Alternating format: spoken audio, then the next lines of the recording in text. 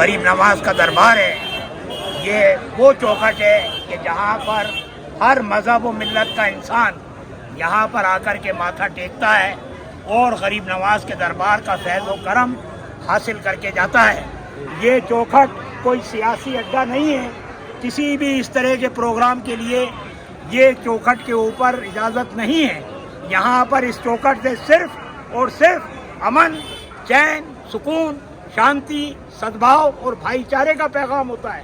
غریب نواز نے 850 سال قبل آ کر کے یہاں پر انسانیت اور مساوات کا پیغام دیا تھا۔ وہی پیغام تب سے لے کر کے یہ سلسلہ آج بھی یہاں پر جاری اور ساری ہے۔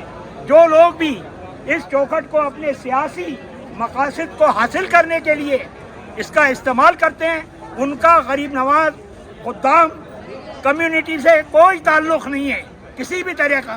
خدام حضرات نے ہمیشہ اس چوکھٹ کے اوپر غریب نواز کے دربار میں خواجہ صاحب کی خدمت کی ہے، اور جتنے بھی شردالو آتے ہیں، خواہ وہ کسی بھی دھرم، کسی بھی ورگ، کسی بھی جاتی کے ماننے والے ہوں، سب کے لیے ہمیشہ یہاں پر دعا کی ہے۔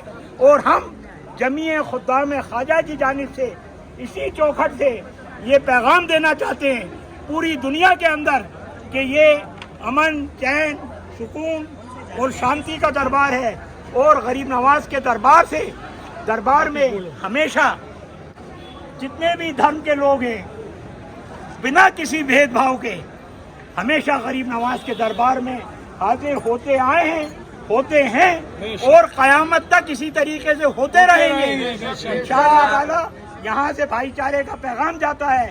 پچھلے کچھ دنوں سے کچھ ایسی بھرانتی پھیلائی جا رہی ہے جس کا دور دور تک اس چوکھٹ سے کوئی واسطہ نہیں ہے۔ کسی نے بھی اگر یہاں پر اس طرح کا کوئی بھی بیان دیا ہے، اس کا دربار غریب نواز سے کوئی تعلق نہیں ہے، کسی بھی طرح کا تعلق کی نگری اجمیر کو کہا جاتا ہے خواجہ معین الدین حسن چشتی کی یہ جو پوتر بارگاہ ہے، اس سے امن اور شانتی کا پیغام پورے دیش میں جاتا ہے۔ جس پرکار سے غیر ذمہ دارانہ وکتویہ کچھ لوگوں دوارا یہاں سے جاری کیے گئے تھے، اس کے بارے میں آپ کیا کہیں گے؟ ہم ان تمام وکتویوں کا جمیع خدام کی جانب سے بہشکار کرتے ہیں۔ اس چوکھٹ سے اس طرح کا کوئی پیغام 800 سال کی تاریخ ہے یہاں پر، آج تک یہاں سے صرف اور صرف امن، چین، سکون اور سدبھاؤ کا پیغام ملا ہے۔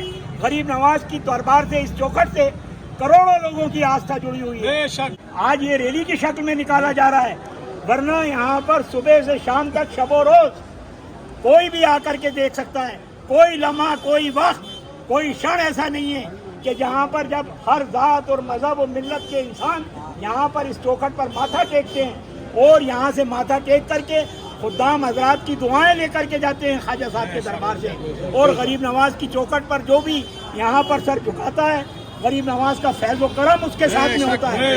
یہاں پر کسی قسم کا کوئی ہندو، مسلم، سکھ، عیسائی، کسی جاتی اور کسی ورگ کے لیے کوئی بھید بھاؤ یہاں پر نہیں ہے۔ گنگا جمنی تہذیب کی نگری اجمیر کو کہا جاتا ہے، اور جس پرکار کا ماحول ابھی پیدا ہو رہا ہے پورے دیش میں، دیش واسیوں کو کیا سندیش دینا چاہیں گے؟ کیونکہ آپ پوتر بارگاہ کے باہر کھڑے ہیں اور یہاں کا پیغام جو ہے وہ دیش اور دنیا میں جاتا ہے۔ دیش واسیوں کو ہم یہی پیغام دینا چاہتے ہیں کہ خواہ دیش میں کیسا بھی ماحول ہو، کسی بھی دور میں، ہر دور میں یہ غریب نواز کی جو چوکھٹ ہے، یہ دربار ہے، یہ آستانہ ہے، یہ قومی ایکتا کا پرتیک رہا ہے ہمیشہ۔